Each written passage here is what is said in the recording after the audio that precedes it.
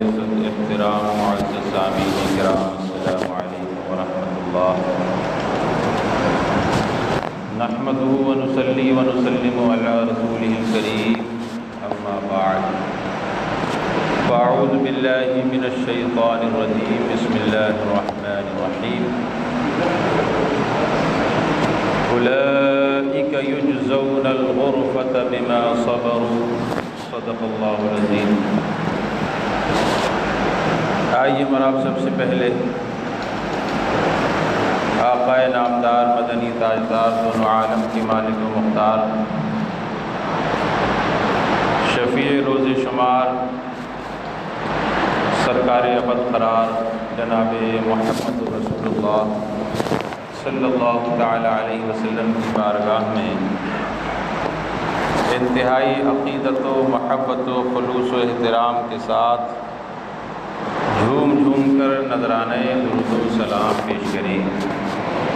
اللہم صلی علی سیدنا و شفیعنا و حبیبنا و کریمنا و مولانا محمد مبارک وسلم، صلاۃ و سلاما علیک یا رسول اللہ صلی اللہ تعالی علیہ وسلم۔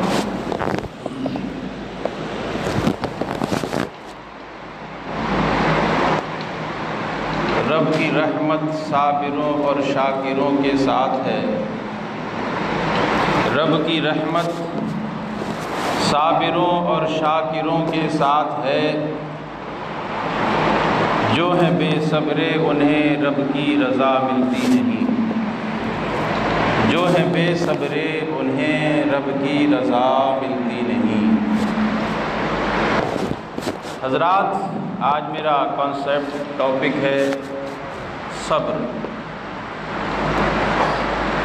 صبر ایک عظیم دولت ہے مسلمانوں کے لیے۔ قرآن کریم میں رب کریم ارشاد فرماتا ہے، فاصبر کما صبر اولو العزم من الرسل۔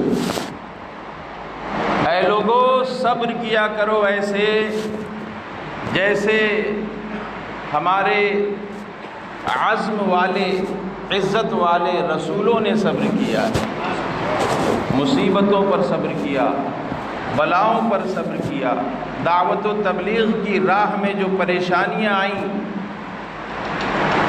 جو طوفان آئے، ان کا مقابلہ کیا، صبر کیا۔ وَإِسْمَاعِيلَ وَإِدْرِيسَ وَذَا الْكِفْلِ كُلٌّ مِّنَ الصَّابِرِينَ۔ یہ انبیاء کرام سب کے سب صبر کرنے والے لوگ۔ ان اللہ مع الصابرین، بے شک اللہ کی رحمت صابروں کے ساتھ ہوتی ہے۔ حضرات، صبر کیا ہے اسے ہمیں سمجھنا ہے۔ صبر کی 4 اقسام ہوتی ہیں موٹی موٹی۔ نمبر 1، صبر علی الطاعہ، اطاعت الہی پر صبر کرنا۔ پہلی قسم اطاعت الہی پر صبر کرنا۔ صبر کا معنی ہوتا ہے لغوی روکنا، یعنی اپنے نفس کو روکنا۔ اطاعت الہی، نماز، روزہ، حج، زکوٰۃ۔ نماز کے لیے موسم خراب ہے، سخت سردی ہے، کاٹنے والا پانی ہے، سرد ہوائیں ہیں، نفس روک رہا ہے کہ نماز چھوڑ دے، نفس روک رہا ہے کہ ترک کر دے عبادت کو، لیکن آپ نے صبر کیا، نفس کی خواہش کو مار دیا اور ٹھنڈے ٹھنڈے پانی سے وضو کر کے اللہ اکبر کہہ کر رب کی بارگاہ میں کھڑے ہو گئے، تو اللہ کی رحمتوں کا نزول ہوتا ہے۔ رب کی رحمت صابروں کے ساتھ ہے۔ روزہ، حالت روزہ، گرمیوں کے روزے، بڑا دن، گرم ہوائیں، ہونٹوں پہ پپڑی جم رہی ہے، پیاس کی شدت ہے، لیکن روزہ ایک عظیم عبادت ہے، ہر مسلمان جانتا ہے۔ نفس روکتا ہے، نفس کہتا ہے مسلمان جہاں تجھے کوئی نہ دیکھے چھپ کر کے پانی پی لے، پیاس بجھ جائے گی، کچھ کھا لے، بھوک ختم ہو جائے گی، لوگ یہی سمجھتے رہیں گے تو روزے دار ہے، لیکن تیرا کام ہو جائے گا۔ لیکن مسلمان نے صبر کیا، نفس کشی کی، اور اس کا عقیدہ و ایمان بول رہا تھا کہ اگر یہاں کوئی نہیں دیکھ رہا ہے لیکن رب قدیر دیکھ رہا ہے۔ اس نے صبر کیا اور روزے کو مکمل کر لیا، اللہ کی رضا اسے مل جاتی ہے۔ زکوٰۃ کا وقت آیا، اللہ نے آپ کو دولت سے نوازا، اللہ نے آپ کو کروڑوں اربوں روپیہ دیا، 2.5% کی زکوٰۃ نکالنا فرض ہے۔ جب آپ نے کلیکشن کیا 1 کروڑ پہ 2.5 لاکھ جا رہے ہیں، اب نفس نے ابھارنا شروع کیا، 2.5 لاکھ روپیہ تو کتنی شدت سے اور کتنی محنت سے کماتا ہے، بڑی مشقتوں سے کماتا ہے، یہ اچانک 2.5 لاکھ روپیہ کیسے نکالا جائے؟ تو نفس بڑا کچوکے مارتا ہے، نفس انسان کو روکتا ہے، خواہش نفسانی انسان کو عبادت سے روکنے کی کوشش کرتی ہے۔ عزیزان محترم، نفسانی خواہش روکتی ہے، لیکن ایک سچا مسلمان ہے، اس کا عقیدہ و ایمان بولتا ہے، اے مسلمان، جو تجھے 1 کروڑ تیرے پاس ہے وہ رب کی عطا ہے، وہ رب نے ہی دیا ہے، تو نے صرف 2.5% دے دیا تو کیا دیا؟ تو نے اپنا کچھ نہیں دیا، جو تو دے رہا ہے وہ رب کی عطا کردہ دولت سے دے رہا ہے، اور دے گا تو کل 2.5 لاکھ کے بدلے میں 2.5 کروڑ بھی مل سکتے۔ صبر کیا، زکوٰۃ سی، صبر علی الطاعہ ہے یہ عزیزان محترم۔ اور حج بیت اللہ کی پریشانیاں حاجی جانتے ہیں، کتنی مشقتیں اٹھانا پڑتی ہیں، کتنی کلفتیں اٹھانا پڑتی ہیں۔ ایک حاجی جب طواف خانہ کعبہ کرتا ہے، ارکان حج ادا کرتا ہے، پسینے میں شرابور ہو جاتا ہے، بہت سی گرمیوں میں پاؤں میں آبلے تک پڑ جاتے ہیں، لیکن مسلمان نفس کشی کر رہا ہے، طاعت پر صبر کر رہا ہے، تو اللہ کی رحمتوں کا نزول ہوتا ہے، رب کی جانب سے پروانہ ملتا ہے۔ اے حاجی، تو نے میری رضا کے لیے حج کے ارکان کو پورا کیا، جا، اب تو ایسا جا رہا ہے جیسے تو اپنی ماں کے پیٹ سے پیدا ہوا۔ یہ ایک قسم ہے صبر کی، صبر علی الطاعہ، طاعت پر صبر کرنا۔ مسلمانوں، نماز، روزہ، حج، زکوٰۃ میں نفس بہکائے اس کے بہکاوے میں نہیں آنا ہے، بلکہ اطاعت الہی بجا لانا ہے۔ زندگی 4 دن کی ہے اور اس کے بعد میں ہمیں دنیا سے چلے جانا ہے۔ یہ پہلی قسم ہوئی صبر کی، صبر علی الطاعہ۔ دوسری قسم ہے صبر علی المعصیہ، زنا پر صبر کرنا، شراب پر صبر کرنا، حرام پر صبر کرنا، دنیا کے عیش و عشرت پر صبر کرنا۔ معصیت اور گناہ یہ ایسا ہی ہے جیسا انسان پہاڑ سے نیچے اترتا ہے تو گرتا چلا جاتا ہے، جیسے جیسے گناہوں کی لذتیں اسے ملتی ہیں انسان کو گناہ کھینچتے رہتے ہیں۔ لیکن جو مومن کامل ہوتا ہے، جو سچا عاشق رسول ہوتا ہے، جو مومن بندہ ہوتا ہے، معصیت اسے پکارتی ہے لیکن وہ صبر کرتا ہے، اپنے نفس کو روک کے رکھتا ہے۔ عزیزان محترم، معصیت پر جب بندہ صبر کرتا ہے وہ اللہ کی رحمتوں کا حقدار ہو جاتا ہے۔ یہ ہمیں ان چیزوں سے سامنا کرنا پڑتا ہے۔ ہم دنیا میں آئے ہیں، انسان ہیں، مسلمان ہیں تو اطاعت الہی کرنا ہے، مسلمان ہیں تو نہی عن المنکر، برائیوں سے رکنا، جو اللہ کا حکم ہے۔ معصیت سامنے ہے، گناہوں کی آگ لگی ہوئی ہے، لیکن مومن کامل وہ ہے جو گناہوں کی آگ کو بجھا دے اور نفس کشی کرے اور نفس پر صبر کرے۔ نفس، صبر علی المعصیہ۔ تیسری قسم ہے صبر علی المصیبہ، پریشانی آ گئی، دکان جل گئی، مکان جل گیا، بیٹے کا انتقال ہو گیا، باپ دنیا سے رخصت ہو گیا، کوئی رشتہ دار چلا گیا۔ اب دیکھا ہوگا آپ نے کہ لوگ واویلا کرنے لگتے ہیں، لوگ پریشان ہو جاتے ہیں، لوگ اپنے کپڑے پھاڑنے لگتے ہیں، لوگ اپنے بالوں کو بکھیر لیا کرتے ہیں، لوگ نہ جانے کیا کیا نشے کرنا شروع کر دیتے ہیں۔ اگر گھر میں نوجوان بیٹا انتقال کر گیا، نوجوان بھائی انتقال کر گیا، نہ جانے کون کون سی معصیت میں گرفتار ہو جاتے ہیں، وہ مصیبت پر صبر نہیں کر رہے ہیں۔ مصیبت پر صبر کرنا یہ بھی ایمان کی علامت ہے۔ سرکار نے فرمایا الصبر نصف الایمان، صبر مسلمانوں آدھا ایمان ہے۔ جس نے صبر کر لیا اس نے اپنا آدھا ایمان محفوظ کر لیا۔ والیقین الایمان کلہ، اور اللہ پر مضبوط یقین رکھنا یہی کامل ایمان ہے۔ جو بندہ مومن ہوتا ہے وہ دنیا پر بھروسہ نہیں کرتا بلکہ دنیا کے پیدا کرنے والے رحمان الرحیم پر بھروسہ کرتا ہے۔ ایک بڑی ایمان افروز آپ کو حکایت سنا دوں، ایمان تازہ ہو جائے گا کہ مسلمانوں کا عقیدہ کیسا۔ مرد تو مرد جو صحابیات تھیں سرکار کی، ان کا عقیدہ و ایمان کتنا مضبوط تھا، اور کیسے وہ لوگ تھے، کیسے وہ بندے تھے جو اللہ سے اتنی محبت کیا کرتے تھے۔ حضرت ام سلیم رضی اللہ تعالی عنہا عظیم صحابیہ رسول ہیں، ان کے شوہر خاوند حضرت ابو طلحہ سفر کے لیے دور دراز علاقے میں جا چکے ہیں۔ جب سفر کے لیے گئے تھے، چھوٹا سا ننھا سا بیٹا تھا جو بیمار تھا، جو علیل تھا، جو مریض تھا۔ کئی دن کے بعد جب وہ واپس آ رہے ہیں تو اس وقت ان کی آمد کے وقت میں ان کے اس بیٹے کا انتقال ہو جاتا ہے۔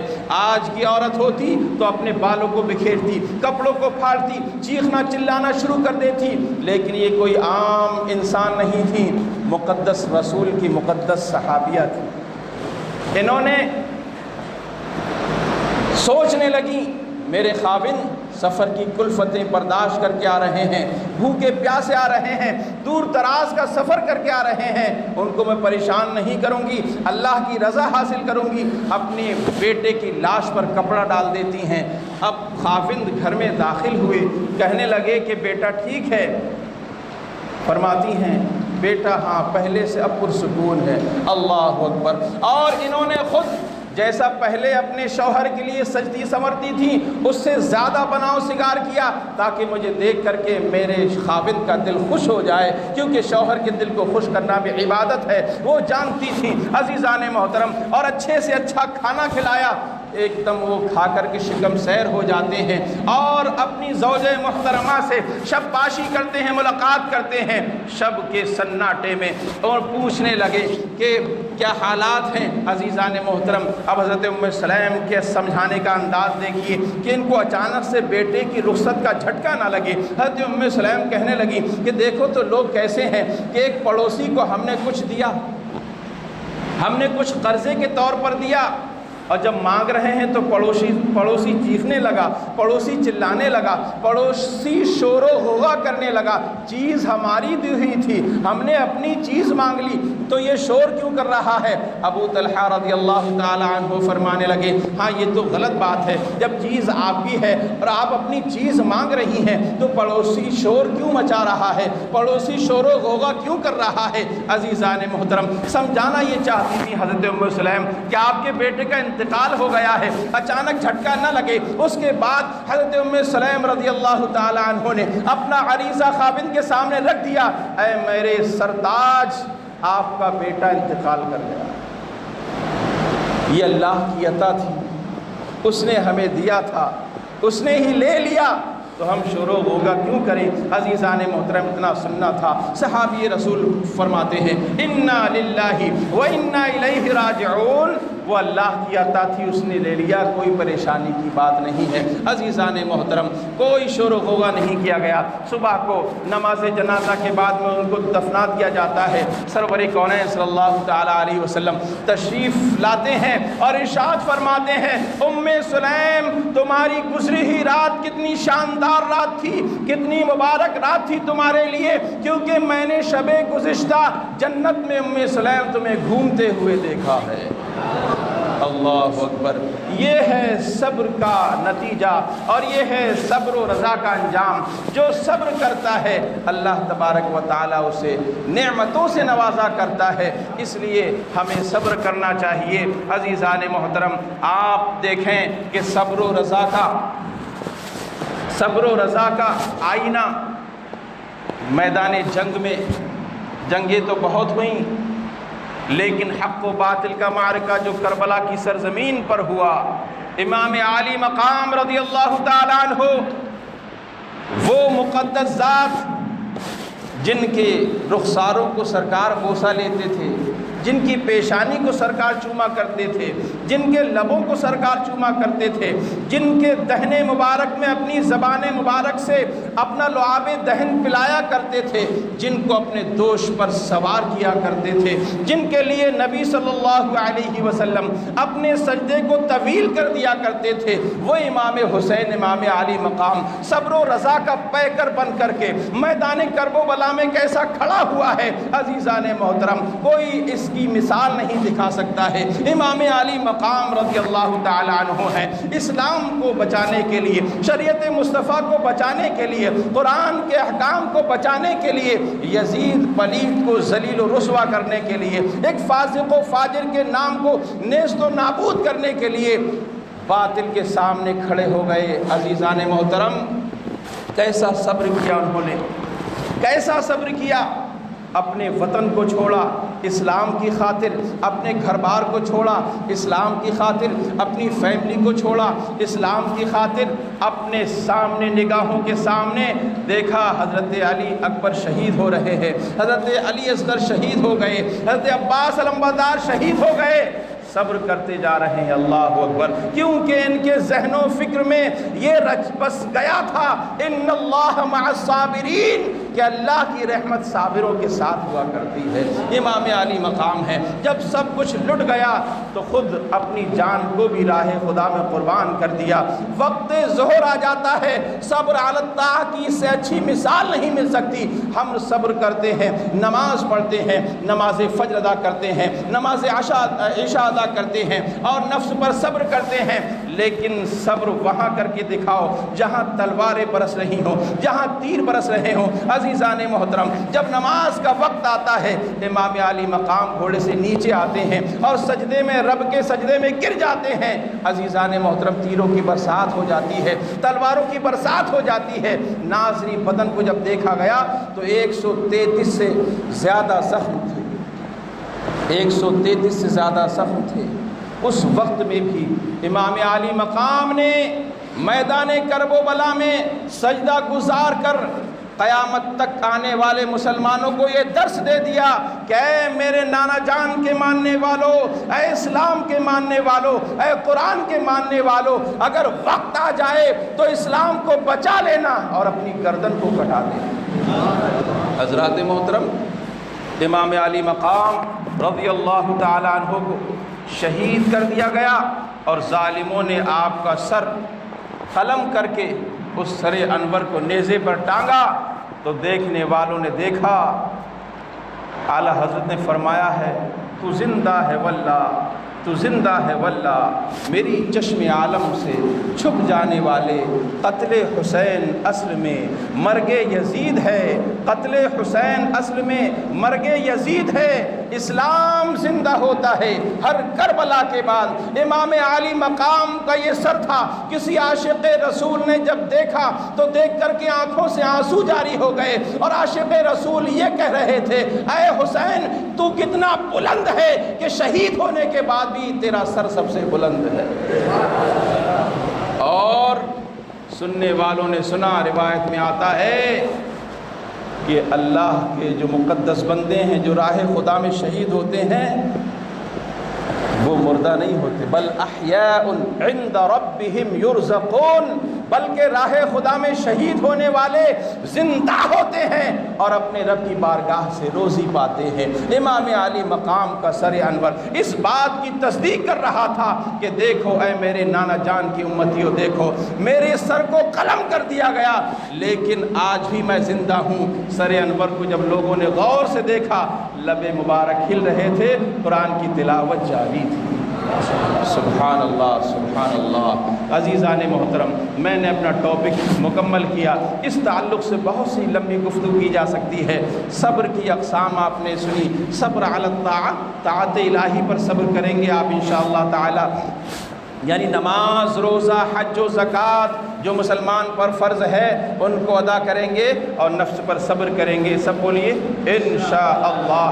صبر علی المعصیہ، گناہوں پر بھی آپ صبر کریں گے۔ نفس بہکائے گا، زنا کرو، شراب پیو، حرام کھاؤ، جھوٹ بولو، لوگوں کو دھوکہ دے کر ان کا مال مار لو، لیکن آپ صبر کریں گے اسلام کا دامن ہاتھ سے جانے نہیں دیں گے. بولیے انشاءاللہ. صبر علی المصیبہ. دکان جل جائے، مکان جل جائے، کتنی پریشانی آ جائے، لیکن نماز کا وقت آ جائے تو رب کی بارگاہ میں سجدہ ادا کر کے اس کا شکر ادا کریں گے. سب بولیے انشاءاللہ.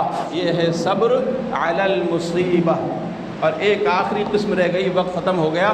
صبر عن الدنیا. دنیا سے صبر کرنا. اس پہ تفصیلی گفتگو انشاءاللہ پھر کہیں موقع ملے گا تو گفتگو ہوگی. اللہ تبارک و تعالی ہم سب کو عمل کی توفیق عطا فرمائے. آمین بجاہ النبی کریم. السلام علیکم ورحمۃ اللہ وبرکاتہ.